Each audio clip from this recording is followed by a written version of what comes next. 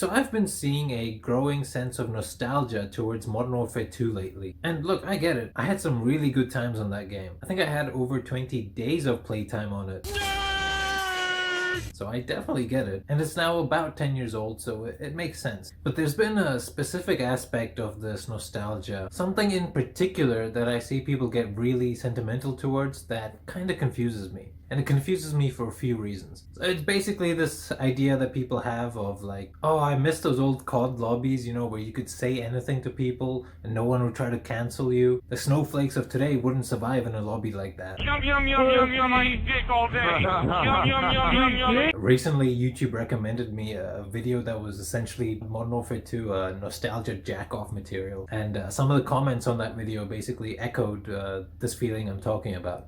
This sort of feeling really made me question whether people are kind of misremembering things a little. I think something people forget is that most COD lobbies of the time were largely silent. Maybe because most of the 12 and 13-year-olds didn't want to speak up because of their squeaky voices. They were embarrassed. Oh, baby, it's Reckful! I feel like a lot of these comments come from either boomers like me, and when I say boomers, I mean like mid-20s. Basically people who long for a time or are reaching out for a time where they basically had less responsibility in their life. You know, things seemed simpler. I think it's more like a vague feeling about being a certain age and certain life circumstances that you miss. Another aspect of this, I think, is young people LARPing. We've all probably been through this a little bit where we kind of want to separate ourselves out from our peers, even though you simultaneously also just want to really fit in. So you adopt like this the wrong generation mentality. You're like, oh, you know, the kids today, they're so sensitive. I want to go back to those hardened, edgy times where people could be toxic online, even though they were like 7 when that game came out. Anyway, the final reason I think this sentiment is stupid. I don't think gaming lobbies are much less toxic today. I'd say they're actually more toxic. And I actually think you could play online multiplayer games back then and have a much higher chance of keeping your ego sheltered. And some of you might be thinking, oh no, that's preposterous. You used to be able to say slurs all the time and stuff. And okay, maybe for gaming overall, like the prevalence of slurs has come down a little. For example, I know that in League of Legends and in Rainbow Six, I'm pretty sure there are like harsh auto bans for using certain words. But I'm pretty sure that for some games, and especially some FPS games it seems, they're just as common today as they have ever been. I know that from my experience in CSGO and PUBG and some of the newer CODs, they still regularly have people saying it in voice chat. Even outside of voice chat, they'll have them in their names, they'll have them in their clan tags, in their profile pictures, whatever. It's not something like completely crazy. I see it like every second CSGO game I played. I mean, hell, PewDiePie's gamer moment happened what? 3 years ago in 2017, right? While playing PUBG. I don't remember any of the big COD content creators from 10 years ago having any moment like that. C-Nanners, Hutch, I don't think they ever said like the N-word raging at someone, even though YouTube back then was much more of like a Wild West. I think playing games online today overall can be much more harsh than it was 10 years ago, especially if you play like a competitive game with a ranked mode. My phone ran out of battery, so I'm going to continue this in a classic commentary style. So anyway, as I was saying, I think there's a couple of reasons why games tend to be more toxic these days. And the main ones are the prevalence of ranked and the fact that the very nature of lobbies has actually changed a lot over the years. If you think about it, the vast majority of people used to play games just to have fun and kill time, right? There was no like end set objective for you to vie for. There might be like little things like, oh, I want to get the Red Tiger camo or start hitting 720 Tony Hawk quickscopes, but there was no like broader thing that you were expected to do, like climb a ranked ladder. Listen, with ranked mode being so prevalent nowadays, man, I've seen like way higher levels of toxicity, because there's like a prevailing idea that if you play a game of Overwatch or a game of League of Legends and you don't win, you're doing the game wrong. It can feel really shitty because it's like your time has been wasted if you don't win. Everyone feels like a divine entitlement to wins, and they mock others if their numbers aren't good enough. Like you often see these insults like, oh, gold border still in plat, hard stuck loser bitch. I feel like a lot of people don't play the game just to have fun. It's like the fun is so inexorably attached to that rank number increasing. And if, rightly or wrongly, you feel like there are teammates holding you back from that win, they are fucking up your time investment. And that leads to like some fucking insane toxicity. And what I meant when I was talking about the change in the nature of lobbies was, if you think about it, not many games today, especially competitive ones, have you sit in a lobby full of the same people for like 2 or 3 or possibly more games in a row to have like a shared experience through an extended period of time. I first thought of this when I was trying out Valorant, and even in the basically like the casual mode, the non-ranked playlist, after a game it just like abruptly kicks you back to the menu, and then you have to search search for a match again. Oh, and I especially noticed it because during that match, people were sweating so hard, like people were really try-harding, and like teammates were flaming each other, even though it's like a really new game, and some people don't really know what's going on. Like I know I didn't know the map, and some guy like made a call out that I obviously didn't follow, because I didn't know what the hell he was talking about, and they start flaming me. I was like, what?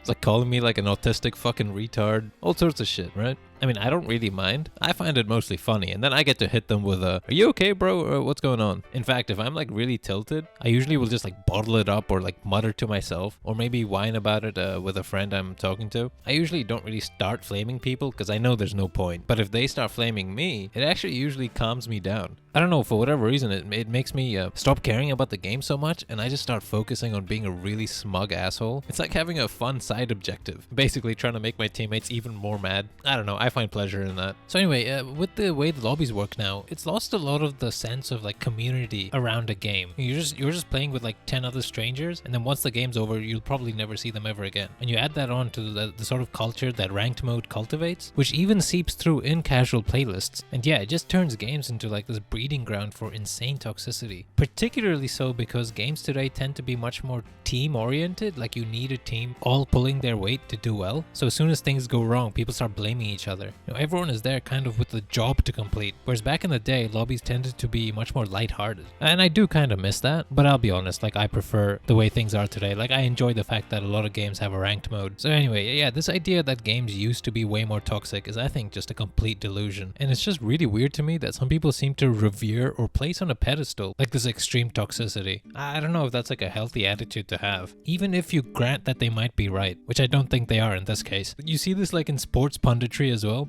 A lot of retired ex-sportsmen, you'll see them decrying modern practices because they apparently used to get basically hazed back in the day. And oh no, if that doesn't happen anymore, then they're all turning soft. It's just such a weird mentality to have, like, oh no, God forbid things get better. The reason I'm thinking of this is because I'm sure a lot of you know that recently one of the big OG streamers of Twitch, Reckful, killed himself. And now I have no idea whether or not online toxicity had a part to play.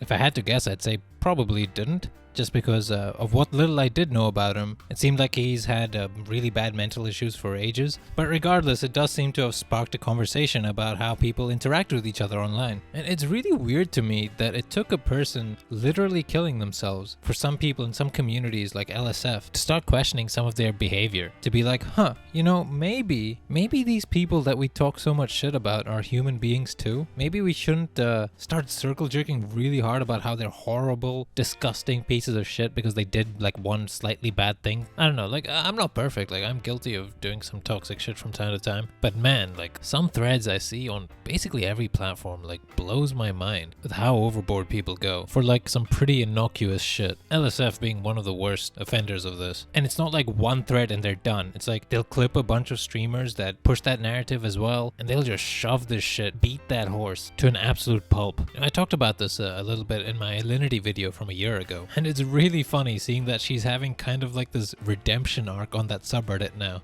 And people are basically making the same points that I made literally a year ago. I mean, I have a little bit of a kind of I told you so, or I got there first kind of mentality about it, but mostly it's just sad. And for people to have this big turnaround, it had to involve Reckful killing himself, and for Alinity to start like breaking down crying, talking about her own issues, and how some of the harassment has affected her mentality. And the fact that so many people could only understand their behavior was wrong retroactively, rather than it being really obvious from the start is, yeah, sad.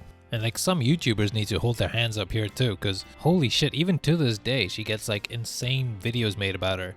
Like, again, I'm not perfect. I probably did get a little bit too degenerate in my Trainwrecks video. And there's a balancing act you gotta pull, but man, there are like different degrees to this. Like, hey, you know, maybe that girl who had a small, silly tiff with PewDiePie, yeah, maybe she isn't actually the worst thing ever. Or maybe she is, like maybe she's secretly Hitler, but not from the stuff we've seen. You know, if you spend like a year calling someone a disgusting whore, thought, fake gamer girl, what else? Cat abuser, dog fucker, stinky pussy having horrible human who exploits simps for money, what else? Oh, and who sucks dick at Twitch so they don't ban her. If large creators characterize her that way, away for like a year and a half. Yeah, no shit, people are gonna think she's kinda less than human. But man, when you're so ubiquitously despised online, and like every social media platform you're on is absolutely inundated with hateful comments, yeah, I think that would screw like 99% of people up. Especially in this day and age, and especially during like this period of quarantine where your online life and your real life is so entangled with each other. I don't know why I'm talking about this, probably nothing will ever change, but at least not for a while. Modern social media shit is so fucked. I wish people would be a little bit more measured in how they characterize others. Even some of the comments I get on my videos, I know most of you guys seem pretty fine, especially some of the regular commenters seem pretty decent and level-headed, except for you fuckers that like to remind me to activate Windows for some reason. But yeah, like some comments I get are really disheartening. And it's usually not directed at me, it's usually directed at the person or thing I'm addressing in my video. And I find this often happens when people post my video to like the BreadTube subreddit. Look, I know a lot of you are from there because like my iDubbbz video got 1,000 upvotes and a few other of my videos haven't posted there since. But man, some people from there are insane. I don't know. I remember specifically the video I made about H3H3. I got like 15 comments that I had to remove because it was basically calling Ethan like an alt-right piece of shit, super racist, horrible human, blah blah blah. And I was just like, man, these guys seem to have no idea how their comments come across to people outside of their very limited bubble. And this goes back to like being able to see things in other people's shoes. Just having a little bit of awareness or empathy or whatever, I don't know. Or even my Jordan Peterson video, something similar happened. And I actually do remove those comments because, you know, if I don't want like a fan of one of these people I'm making a video about to come and see these sort of degenerate dumbass comments and just immediately leave.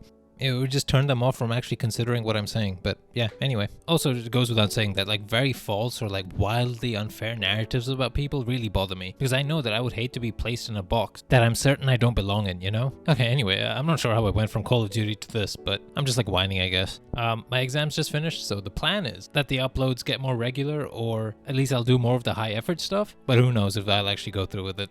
Regardless, I'll see you next time. Bye.